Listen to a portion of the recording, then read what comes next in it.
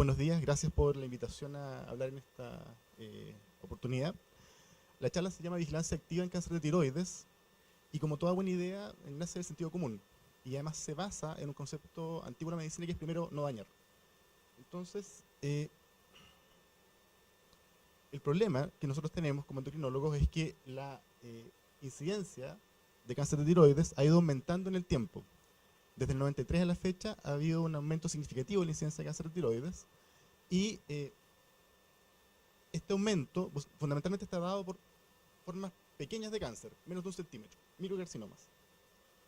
Y básicamente esto ocurre porque hay más y mejores métodos de diagnóstico, mayor acceso a estos métodos, mayor número de médicos que piden exámenes y mayor acceso a tiroidectomías. Ahora, si ustedes se fijan, la incidencia aumenta, pero en la línea de tiempo, pegado a la línea de tiempo, está la mortalidad. O sea, la mortalidad del cáncer no ha cambiado en todos estos años.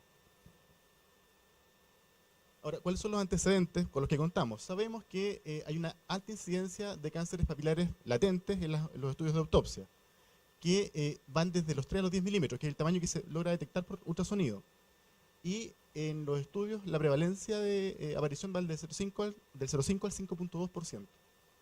En 94, Takebe hizo un estudio de cáncer de tiroides como screening en mujeres que iban a hacerse su chequeo por tamizaje de cáncer de mama. Les hizo biopsia a estas mujeres y encontró en 3,5 esta muestra carcinoma papilar. El tamaño en el 85% de las veces fue menos de 1,5 centímetros. Y la incidencia que encontró fue 1000 veces más que la reportada por cánceres clínicos en su era. Y esto no fue discrepante con lo que se demostraba en las autopsias. De modo que efectivamente la pregunta es, ¿este cáncer microscópico es un problema de salud o no lo es? Y debemos actuar en concordancia a eso o no.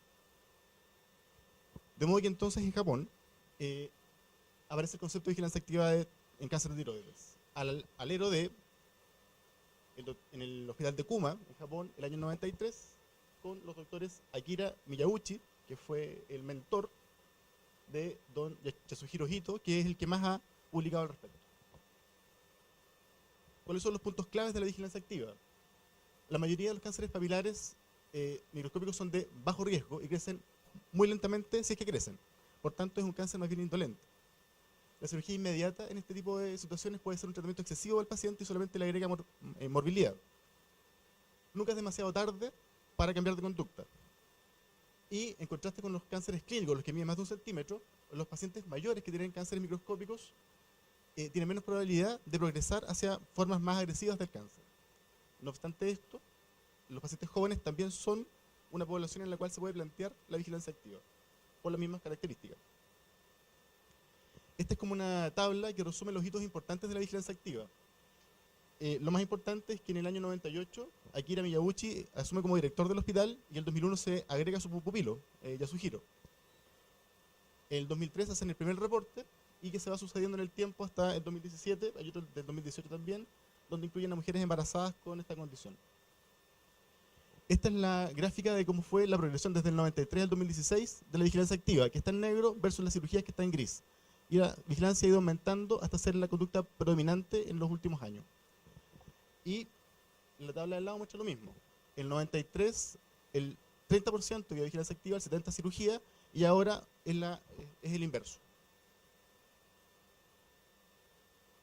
Esto es para mostrar el temperamento de los diferentes colegas. En el fondo, este es el endocrinólogo, donde fundamentalmente predomina la vigilancia activa en este grupo de pacientes, y este es el cirujano, donde fundamentalmente predomina la conducta más bien activa, es decir, la paciencia del internista versus el ímpetu del cirujano.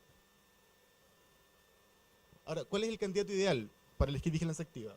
Bueno, hay puntos que son del candidato, del sistema de salud, y puntos que requieren ser asesorados. Los puntos del candidato es que el nódulo sea menor de 1 centímetro y que esté rodeado de 2 centímetros de parénquima sano. Ausencia de ganglios sospechosos de malignidad. Ausencia de histología agresiva. Esto es difícil de conseguir en una punción por aspiración, pero la publicación lo dice. Que tenga más de 60 años o que tenga comorbilidades que amenazan la vida, es decir, el paciente es de riesgo, entonces es mejor vigilarlo. Y que estén además estos pacientes comprometidos con el seguimiento periódico. Estos pacientes requieren una vigilancia permanente y constante. El sistema de salud debe tener, ojalá, ficha electrónica y alarmas en esa ficha que alerten de la no asistencia del paciente al control. Que tengamos equipos de ultrasonido de alta calidad y personal experto en esa área, y un equipo multidisciplinario con experiencia y manejo en cáncer de tiroides. Los puntos a asesorar es que se van a requerir constantemente, cada 6 meses, estudio de imágenes para ver la estabilidad del nódulo. Se hacen cada 6 meses los primeros 2 años y después cada 1 o 2 años si el paciente está estable. Los pacientes que en la evolución requieren cirugía, que es cerca del 15% de estos, deben tener acceso expedito a la cirugía. Y se debe hacer ensayos clínicos aleatorios para comparar, en el fondo, las ventajas de la cirugía temprana versus la vigilancia activa. Eso todavía no está disponible. Ahora, ¿cuándo contraindico la vigilancia activa? Bueno, cuando me encuentro con un paciente que es N1 o M1, cuando hay signos o síntomas de invasión del nervio laringio recurrente o la tráquea, es decir, el paciente tiene disfonía, disnea o estridor, cuando la neoplasia maligna es de alto grado en la citología, es decir, tiene histología agresiva, y cuando hay signos de progresión en el seguimiento del paciente. Y esto mismo hace el paciente no adecuado para seguirlo. O sea, en el fondo que desde la entrada el paciente tenga elementos que sugieran invasión de tráquea o laringio recurrente. Ahora, para ver la invasión del laringio recurrente, fundamentalmente en la clínica, el paciente consulta por disfonía y el otorrino debe hacer el estudio para mostrar la parálisis cordal ipsilateral al nódulo. Ahora, con respecto al riesgo de invasión de tráquea, uno usa la ecografía, esta es la tráquea, ¿no es cierto? Y este es el tumor. Si el tumor está muy pegado a la tráquea y el ángulo, ¿no es cierto?, que se forma entre el tumor y la tráquea es obtuso, el riesgo es alto de invasión. Si el ángulo es recto, el riesgo es intermedio, y si el ángulo es agudo, el riesgo es bajo. O sea, la idea es ver la ecografía para tratar de predecir esa probabilidad de riesgo. Ahora, esta es una tabla que muestra, ¿no es cierto?, los eventos adversos en la vigilancia activa versus la cirugía. Lo importante es que en la cirugía siempre los eventos adversos son mayores, pero en el outcome final, que es la recurrencia en cuello y la muerte, no hay diferencias entre una conducta y la otra, por tanto son equivalentes. Comparación de costos. Bueno, ese es el flujograma con el cual hacen el cálculo de costos, pero lo importante es lo siguiente. En pesos chilenos, la vigilancia activa en 10 años cuesta 1.040.000 pesos.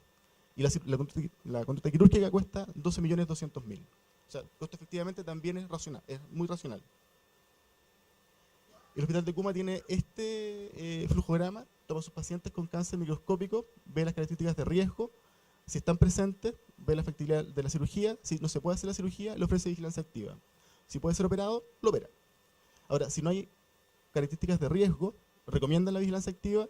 Si el paciente rehúsa, pasa esta rama, y si el paciente está de acuerdo, entonces empieza la vigilancia cada 6 meses. Y si hay cambios, se opera. Ahora, esto que nació en Japón también fue recogido en la guía de tiroides del 2015 al alero del Hospital Memorial de Nueva York, y tienen un flujograma que es parecido. Toman al paciente con cáncer papilar, hacen la evaluación del riesgo, lo califican de ideal, apropiado o inapropiado, y le ofrecen vigilancia activa o cirugía. Y si el paciente acepta la vigilancia activa, cada 6 meses hacer el mismo loop. Ahora, la guía chilena para la vigilancia activa. ¿Cómo estamos nosotros? El consenso Sochet del año 2017, en su punto 9.5, dice que los nódulos tiroides sospechosos de 5 a 10 milímetros de alta sospecha deben ser vigilados. Se sugiere no hacerles PAF, aunque sean de alto riesgo de malignidad. El riesgo-beneficio de la cirugía en este caso resulta discutible. Y se sugiere hacer seguimiento ecográfico estrecho y pedir la PAF cuando haya demostración de progresión. En conclusión, entonces, en las últimas décadas ha habido un aumento importante del cáncer de tiroides. Llevar a cirugía a todos estos pacientes va a colapsar los sistemas de salud. La vigilancia activa es una excelente herramienta para soslayar este problema.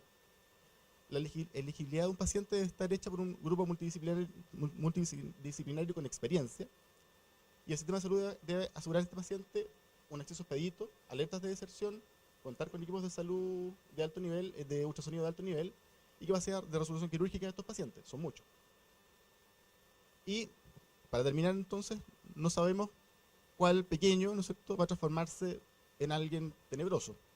Así que termino con una frase de mi mentor: nunca olviden que no existe enemigo chico. Dr. Gilberto Pérez.